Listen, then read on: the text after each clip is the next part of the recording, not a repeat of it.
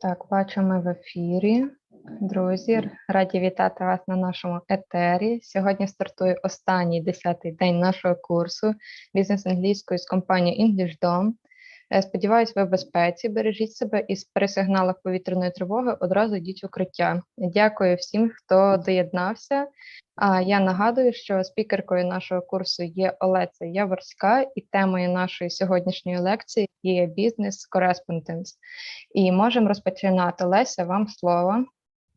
Доброго вечора. Вітаю всіх, кому вдалося доєднатися до нашої фінальної трансляції на нашому курсі, незважаючи на важкі зовнішні обставини, технічні проблеми, які можуть виникнути. Ми з вами сьогодні будемо намагатися ефективно працювати та поговоримо про business correspondence, тобто листування, написання імейлів англійською. Тож, давайте починати, давайте рухатись, як завжди, до нашої звичної частини структури заняття.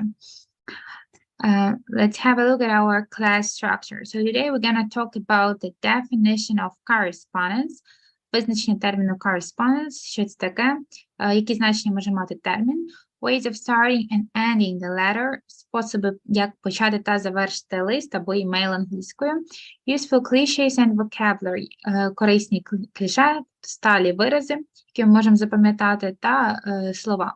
Grammar, determiners. Сьогодні ми поговоримо про граматичну тему. Determiner – це якесь слово, яке визначає інше слово, тобто іменник. Сьогодні ми поговоримо про такі визначальні частини, які в нас уточнюють кількість якогось іменника. Як їх використовувати, в чому різниця з українськими аналогами тощо. І звична рубрика ED Presents, Presents from the Englishdom company that you can use with a promo code. Подарунки від компанії Englishdom та можливості інтерактивної онлайн-платформи Englishdom. Тож, давайте починати з definition of correspondence. Давайте дамо визначення терміну correspondence. So we have two definitions. Correspondence is letters, especially official or business letters. Перше визначення – це correspondence – це листи, особливо офіційні та бізнес-листи. And of course, nowadays we don't talk about paper letters, we talk about emails, we talk about messengers, letters in messengers, in different working platforms, and so on. Or correspondence is the action of writing, receiving, or reading letters, especially between two people. Це дія написання, отримання та читання листів, особливо між двома людьми. Two or more people. So we know that now in emails you can put anybody in the copy. It could be correspondence between two or more people. So let's proceed. Let's move further to useful phrases and ways of starting and ending the letter. Як ми можемо розпочати та завершити наш лист. Звичайно, структура листа залежить від нашої теми та буде змінюватися відповідно, тобто про що ми пишемо, body of the letter depends on our topic. But we can learn how to start and end the letter in the right way. Ми можемо з вами навчитися тому, як розпочинати та завершувати лист належним чином.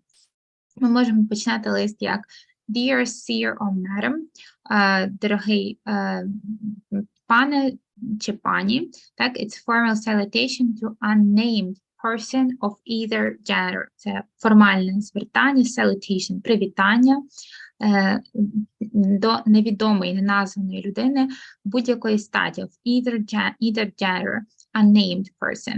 It's generally more respectful to avoid dear sir or madam and to take the trouble to find out their correspondence name or at least gender.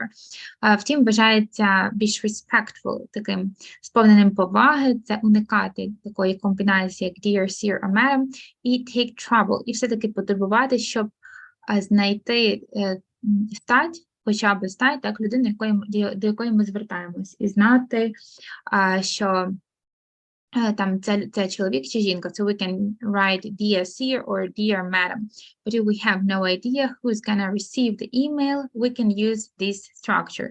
Якщо в нас немає ніякого жодного уявлення про те, хто отримує наш лист, то ми пишемо в якійсь структурі, компанії тощо, в такому разі, звісно, нам потрібно використовувати dear sir or madam, because we have no idea about who we are writing to. The alternative salutation is ladies and gentlemen. So you've heard this one a lot. Я думаю, це звертання чули всі в різних там, особливо в відеоформаті. Але тут ми говоримо про звертання до організації.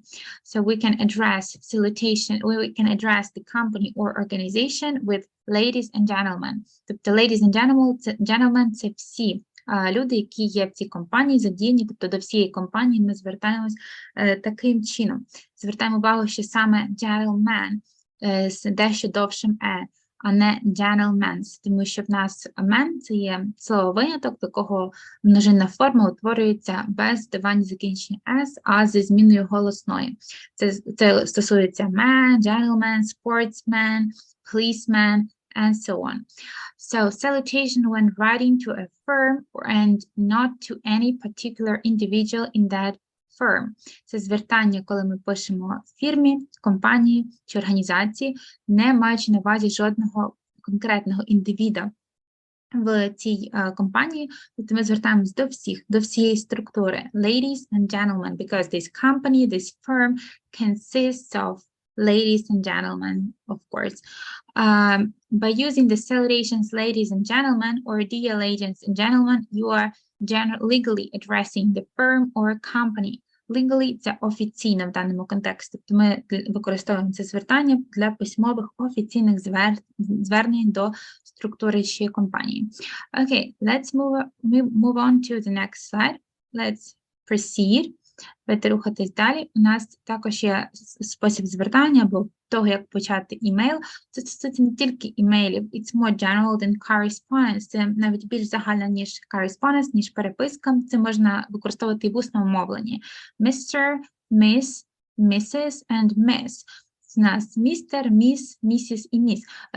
Я думаю, що всі розуміють, що містер – це у нас male, так? Married or unmarried. Mrs. – it's a married woman. Проблеми виникають між цим другим варіантом, так і останнім. Тобто в чому різниця між міс з однією S та міс з двома. Тут це справа в статусі цієї людини, в її шлюбному статусі, в тому, чи знаємо ми його чи ні. Тож давайте читати визначення. Abbreviation of title for man, woman, married or unmarried, married woman, unmarried woman. So Mr. and Mrs. Sellington would like to invite you to the wedding of their daughter, Miss John Sellington, and her loving same-sex partner, Miss Olivia. So here we've got two ways we can address somebody as Miss with one S and Miss with two S. Тобто, це залежить від того, чи знаємо ми, так скажемо, соціальний статус певної людини. Якщо ми знаємо, що ця людина не одружена, так, unmarried person, for sure, ми використовуємо міс з однією S. Але ж найчастіше у нас, коли ми спілкуємося в офіційному спілкуванні, ми не знаємо цієї людини, ми не знаємо про її там подружній статус, або ми просто не хочемо привертати до цього якусь увагу, тому ми можемо використовувати такий універсальний варіант міс з двома S. So it's about all women, regardless of their status, regardless of whether they are married or unmarried. Тобто, незважаючи на те, чи там конкретна жінка одружена чи не одружена, ми можемо звертатись до неї як міс з двома S. Тобто, це коли ми або не знаємо, або не хочемо робити на цьому взагалі жодного акценту, і ми використовуємо такий універсальний варіант, як miss with double S. For all women we are writing to or we are talking to if we don't know their marriage status. And this is the most cases, right? Because we are talking about official communication, and when we typically communicate with people via emails, we usually don't know about their family affairs. Ways to end the letter. Як ми можемо завершити лист? У нас є варіанти kind regards, best regards або best wishes. Такі найпопулярніші. В чому тут різниця? Різниця в степені формальності. So friendly, close to a letter, also kind regards, best wishes. So I use best wishes to close personal correspondence, but for commercial correspondence I use best regards. Тобто, якщо у нас спілкування має такий більш персональний, дружній характер, так, чи хоча б ми спілкуємося офіційно з людиною, яку ми знаємо, то ми використовуємо best wish, можемо використовувати best wishes, так, якщо це щось дуже комерційне, не персоналізоване, таке формальне, тоді ми використовуємо best regards. We can use best regards or kind regards. Kind regards, it's total synonym. So best wishes sounds a bit more personal. Тобто варіант всього найкращого, так, найкращих побажань. Це звучить трохи так неформально, дружньо. Тому, якщо в нас спілкування з колегою, ми можемо використати best wishes. If it's somebody totally unknown, it's better to use best regards or kind regards. Okay, let's proceed. Let's move on to the next slide with more information.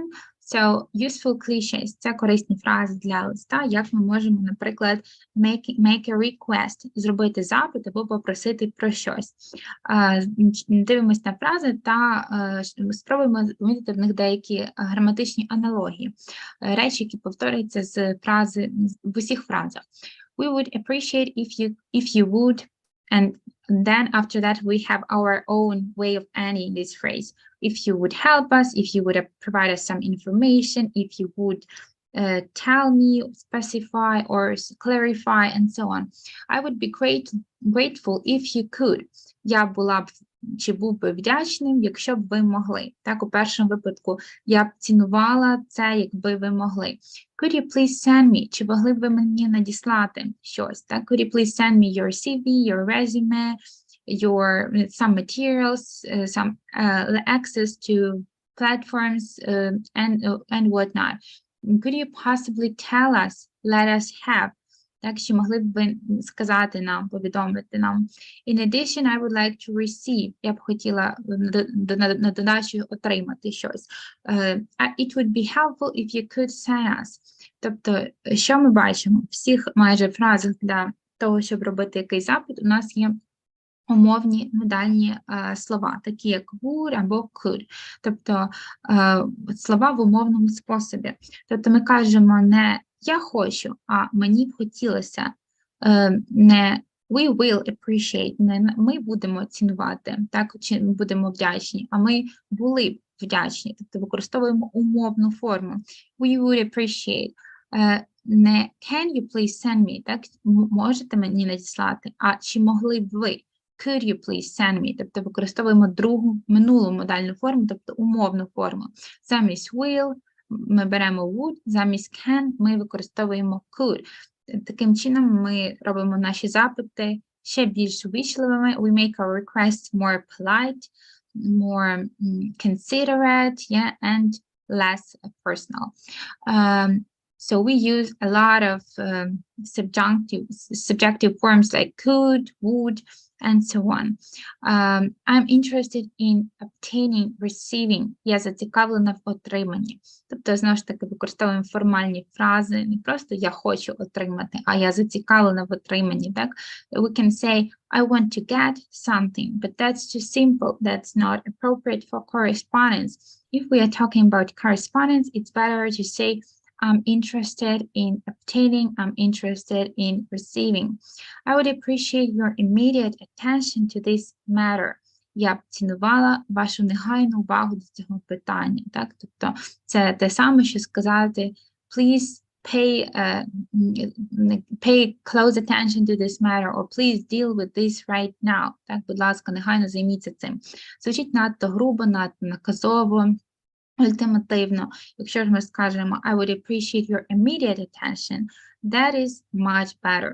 То ці фрази, вони повторюються зразу в раз для різних ситуацій. Так, у нас є багато негайних ситуацій в листах, коли нам потрібна негайна або якась швидка відповідь, незалежно від теми, regardless of the topic, we can use the same phrase. Ми можемо використовувати одну і ту ж фразу для різних тем.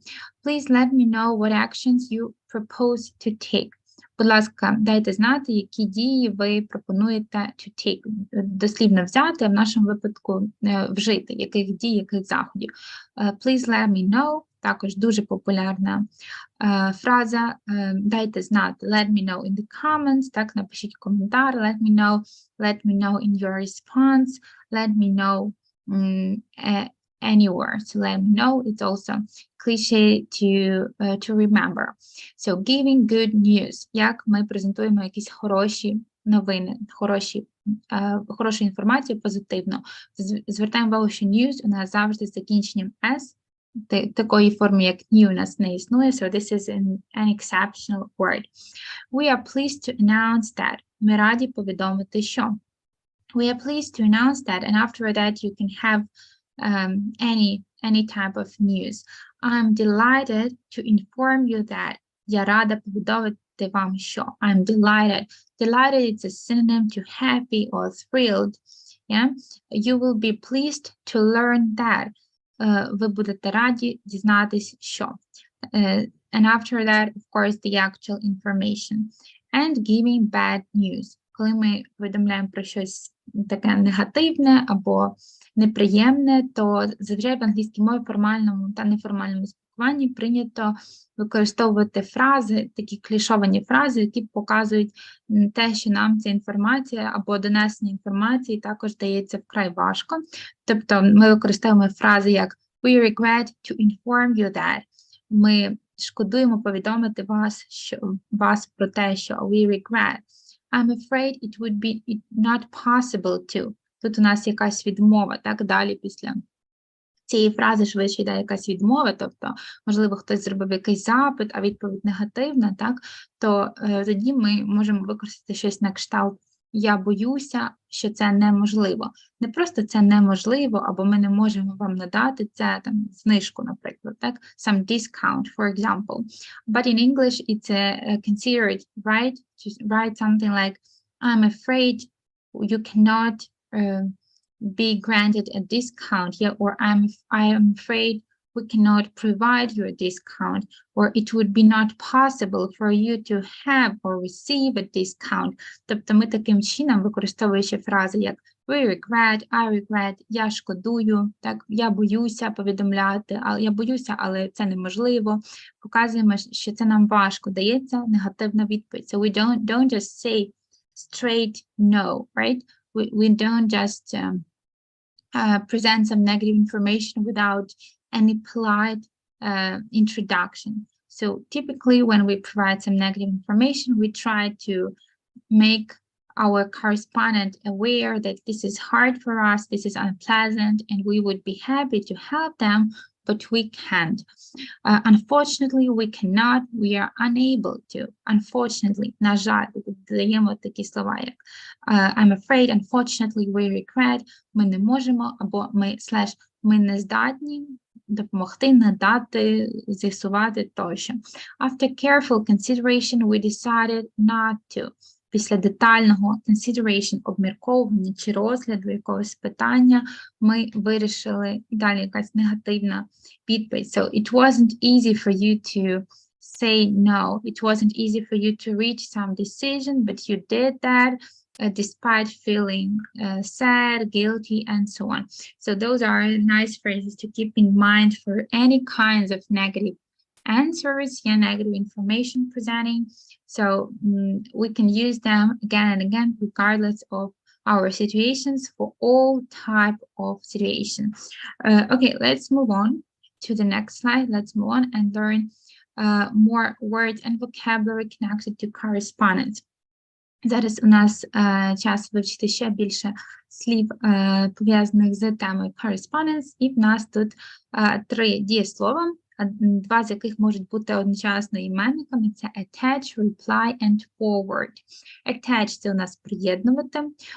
Якщо ми говоримо про листування, це зазвичай вкладення файлів, якихось допоміжних матеріалів, посилань тощо.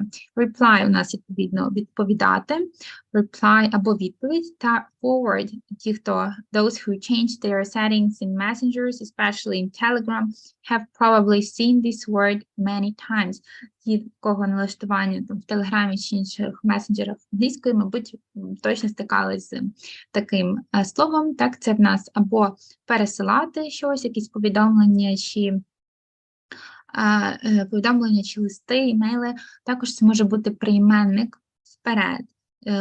So put your name forward, так, висувати своє ім'я, ставити своє ім'я вперед, це те саме, що згоджуватись на щось добровільно, бути волонтером. Але давайте підемо по порядку, по словах. У нас перше слово attach – приєднувати, вкладати. To join one thing to another, to add a file to an email. Приєднувати одну річ до іншої в контексті листування – це додавати файл до імейлу. And our example, a copy of the invoice is attached. Копія інвойса приєднана. Хто був на нашій темі, відвідав нашу лекцію щодо документації, Documents and Reports, пам'ятає, що у нас інвойс – це такий варіант рахунку, так, за якісь послуги чи сервіси надані, які не потрібно негайно сплачувати. Його часто приєднують до імейлів. But you can attach whatever. You can attach your resume, your application form, your passport, yeah, any type of documents or files could be attached to an email. Please attach recent photograph to your application form. У нас, будь ласка, приєднайте недавню фотографію, тобто актуальне фото до вашої заяви. To your application form. So it could be some application for a visa, for foreign passport, driver's license, anything where you need to attach your photograph. Reply. В нас, окрім слова attach, часто ще використовується такий синонім, як enclose, тобто включати, вкладати щось. Тобто ми можемо використовувати такі кліше в листуванні, як, наприклад, please find my resume attached, or please find my resume enclosed. Тобто, будь ласка, знайдіть моє резюме приєднаним або включеним. Тобто це означає, що я приєднала, додала свої резюме. Я можу сказати як attached, так і enclosed. Тобто attached – це наче прикріплене якоюсь зв'язковою частиною, а enclosed – просто вкладене. Але від цього суть не міняється. Файли до імейлів можна додавати, використовуючи два ці слова. Reply у нас відповідати або відповідь. To write back to someone who has written to you. Тобто відповідати тому, хто написав вам. Our example, I wrote to him 3 weeks ago, but he hasn't replied yet. Thank you for your quick reply. In the first sentence, our word reply, it's a verb, and in the second example, it's a noun. Тобто в нашому першому реченні reply – це дієслово, а в другому іменник. Без зміни суфіксів нічого не змінилося. So he hasn't replied yet. Він все ще не відповів. And thank you for your quick reply. Дякую за швидку відповідь. Тобто це таке слово універсальне, може бути, ми здогадуємося про його частину мови з контекстом. Тобто, якщо ми бачимо, що це закінчення дії, то відповідно це точно дієслово. Forward, to pass on a letter or message to someone else. Передавати повідомлення чи лист до когось іншого, тобто його передавати далі. Don't worry, we will forward all your letters to your new address. Так, не переймайтесь, ми перешлемо всі ваші листи на вашу нову адресу. I'm forwarding you a copy of his email. Я пересилаю тобі копію його імейлу. Бачимо, що I'm forwarding means it's some temporal action, and I'm in the process of forwarding that to you right now. Це в нас йдеться про якусь тимчасову дію, та я в процесі пересилання прямо зараз, тому тут у нас саме цей час present continuous. Okay, so we are done with that part, and I think we can move on. We can proceed with our lecture and move on to the next slide. So now it's time for a bit of grammar. Зараз у нас така доволі деталізована граматична тема – це determiners. Тобто це ті маленькі деталі, які determine – це взагалі визначати. So to determine something – це щось визначати, з'ясовувати. Determiners – це такі з'ясувальні частини. І тут ми поговоримо про determiners, а якщо to be more specific about quantifiers, ми поговоримо про кількісні такі слова, які визначають кількість якогось іменника. Взагалі, якщо використовувати їх неправильно, ми можемо допустити деяких помилок, тобто не чітко виразити кількість, замість трохи сказати мало, замість мало трохи, використати непідходящий до типу іменника determiner і тощо. Тобто це такі дрібні помилки, які трохи плутають значення, те значення, яке ми хочемо вкласти в наші речення, виражають неналежним чином. Тому потрібно повторити такі головні, їх насправді дуже багато, але найбільш ходові, базові ми сьогодні повторимо. І перш ніж зрозуміти різницю між determiners, ми повинні розуміти, що всі іменники в англійській мові, як і в українській, поділяються на злічувані countable і незлічувані uncountable. So if we can count something and separate one particular unit, this is a countable noun. And if we can't count a thing and separate one unit, this is uncountable noun. Якщо ми можемо виділити один представник, один екземпляр чогось, це є злічуваний іменник. Якщо ні, не злічуваний. So, for example, we have a book, and some book, and book has some pages, and we can count page 1, page 2, page 3. So we can take one page and separate that from the book. That's why pages are countable. У нас сторінки є злічувані, бо ми можемо виділити один екземпляр, ми можемо додати закінчення s, відповідно, сказати багато сторінок, many pages, відповідно, це злічуваний. До незлічуваних у нас належать усі речовини, якісь абстрактні речі чи поняття, матеріали тощо. То, наприклад, вода, так, вона у нас не злічувана. Ми не можемо виділити один екземпляр. We can take a glass of water. Glass, тобто склянка, так, вона рахується, сама ж вода – ні. The water itself is uncountable, like all the substances, like all the materials, як всі субстанції, матеріали, речовини. Окрім того, незлічувані в нас гроші, так, про що часто забувають учні та використовують конструкції як many money, що є неправильним. Ми кажемо much money. So we can count dollars, we can count pounds, euros, гривнас, but we can't count money.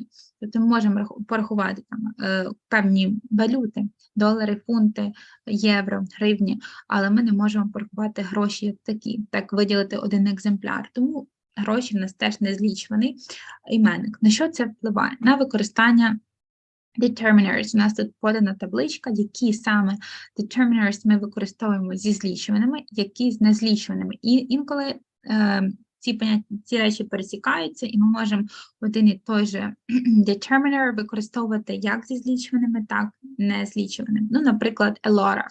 A lot of – багато, в обох випадках. So I can say, I have a lot of money, or I have a lot of friends. Так, там хтось може сказати, в мене багато друзів, чи багато грошей, і в обох випадках a lot of – це okay, it's correct. We can also say lots of money, lots of friends. Lots of – це в нас підсилене a lot of.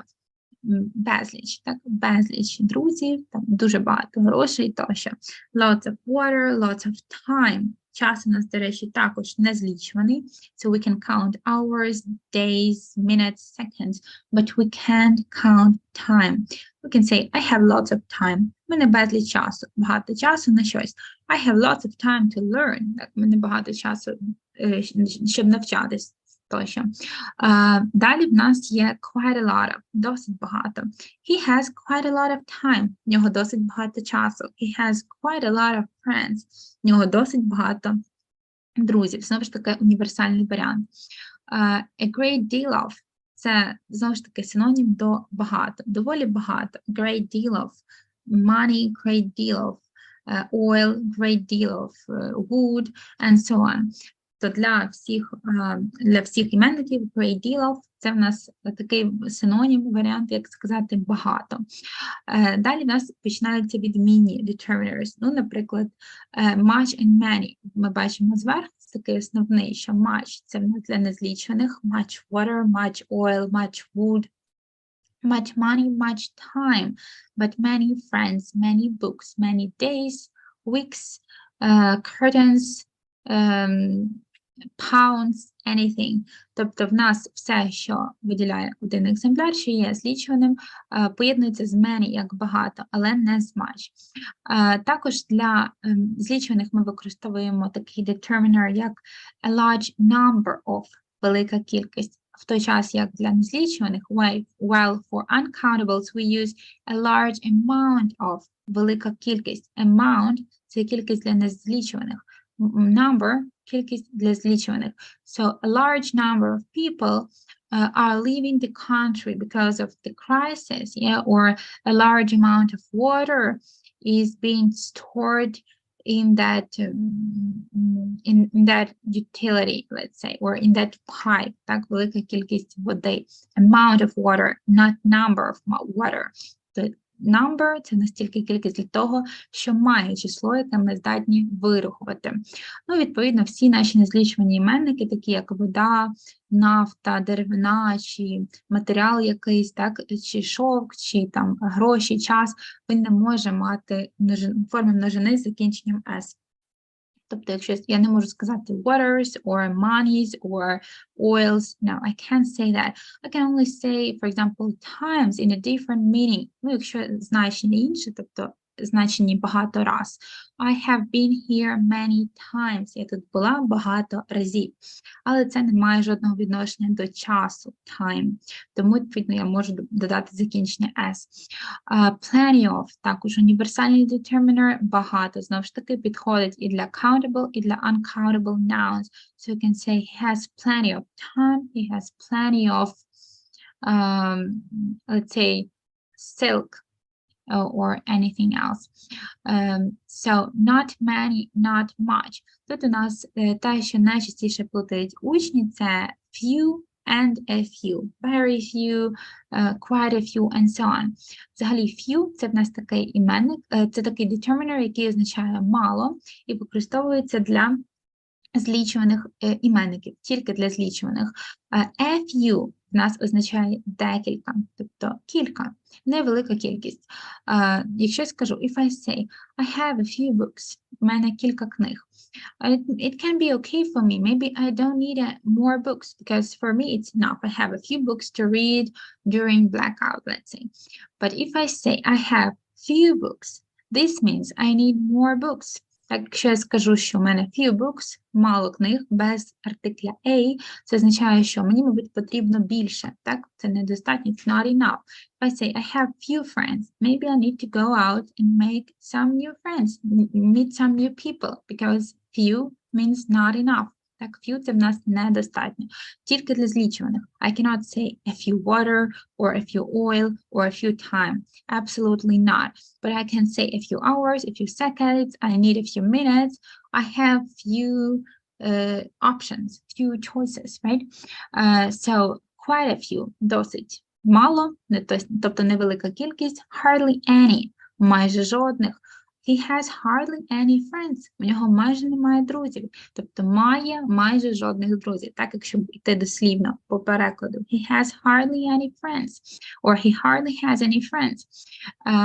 Also, not much for uncountable. Як сказати, мало, недостатньо для незлічуваних. Тут у нас аналогічна ситуація. Артикль змінює значення слова. Тільки слово у нас тепер уже не few, а little. Very little, little, a little. Якщо в мене мало там, деревини, наприклад, мало матеріалу, так я скажу I have little wood. Little wood. В мене мало деревини.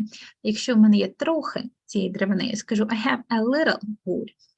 I have a little milk or a little bit of milk. У мене мало молока. У мене трохи молока. Якщо я скажу I have little milk, it means I need to go to the store and buy more milk. So this is not enough for me. And this article here is a game changer. We have to pay close attention to the article because it modifies the meaning.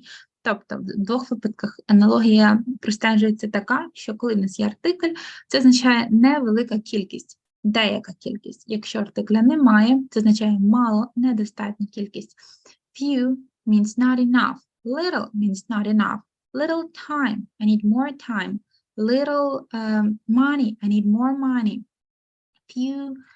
Few days, yeah, more days. So it was few days, мало днів. A few days, декілька днів. Тобто цей артикль наче покращує ситуацію, так? Тобто, коли в нас є артикль, то, відповідно, ми маємо деяку кількість, можливо, і достатньо для нас. So, of course, it's all words in context. You have to pay attention to those words in context and never forget about the article when you need the article, right? We remember that few are exclusively for countables and little and little are exclusively for uncountables. Далі в нас ще декілька популярних determiners. Це в нас whole, most of, each and every. Тобто весь, більшість, кожен та кожен. Так, у нас з each and every виникають питання, тому що в українській це одне слово. В англійській є два слова для того ж поняття. Почнемо з who, весь. So we used with singular nouns to unite people or objects. Ми використовуємо з одиничними іменниками в однині, щоб об'єднати людей чи об'єкт. Показати якусь спільну рису або характеристику, to show some common feature or characteristic. For example, the whole class was against that teacher. Так, весь клас був проти того вчителя. The whole class, весь клас. I was busy the whole day. Я була зайнята весь день.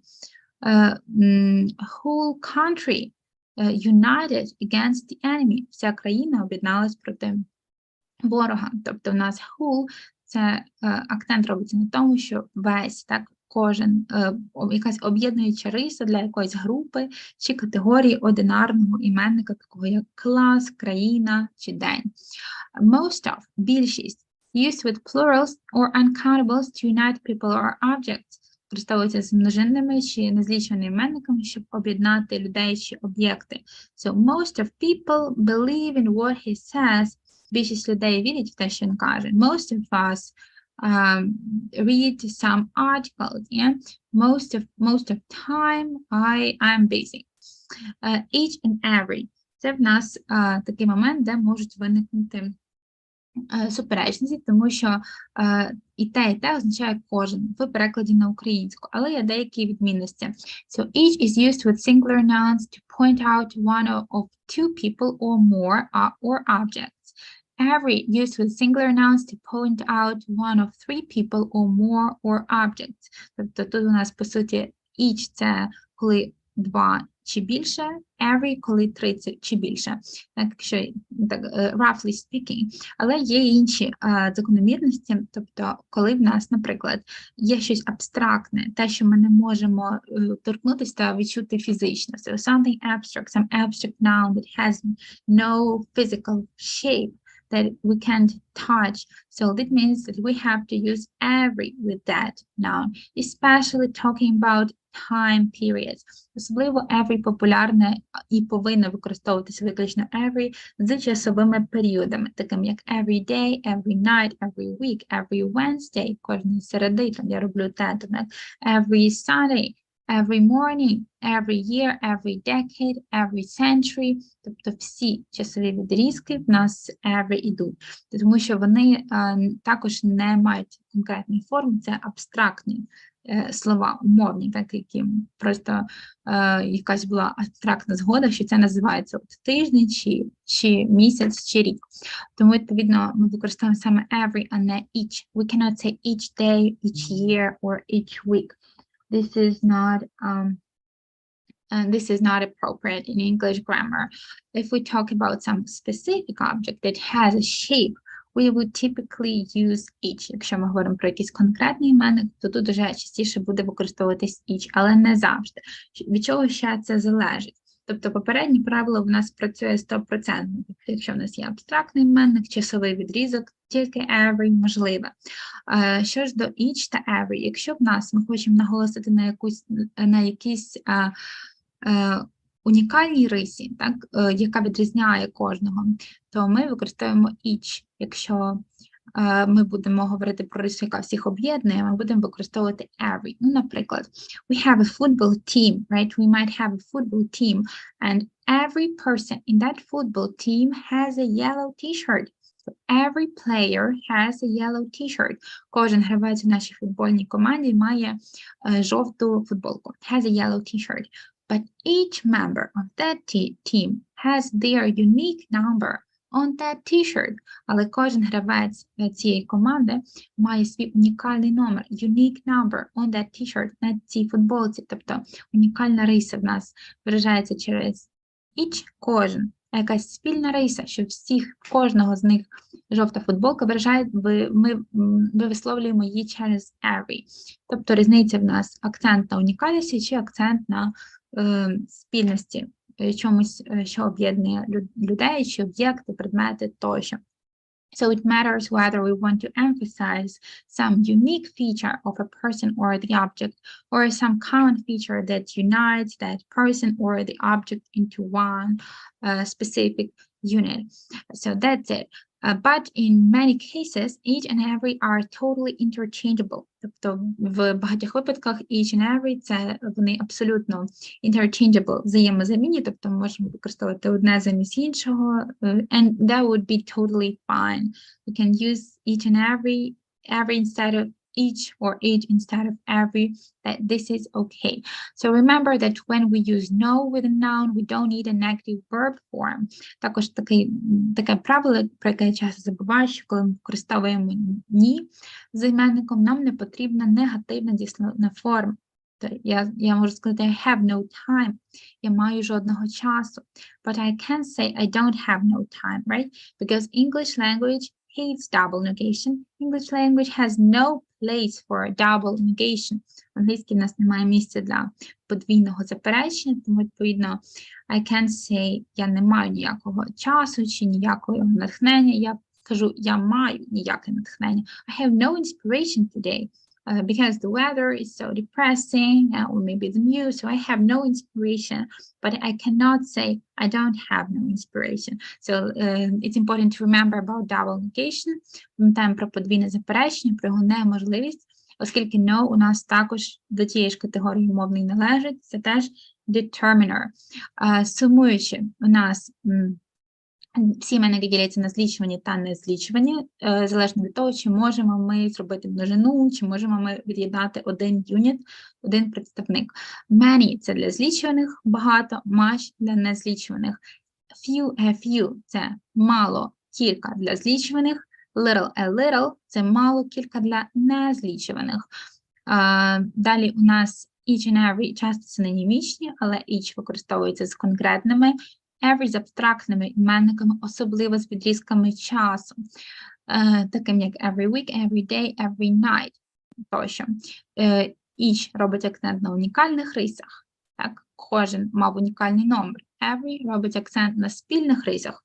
У кожного була така ж жовта футболка, як у нашому прикладі. Та недопустимість подвійних заперечень в англійській, тому що одне заперечення, нам цілком достатньо одного заперечення для одного англійського речення. So that's it.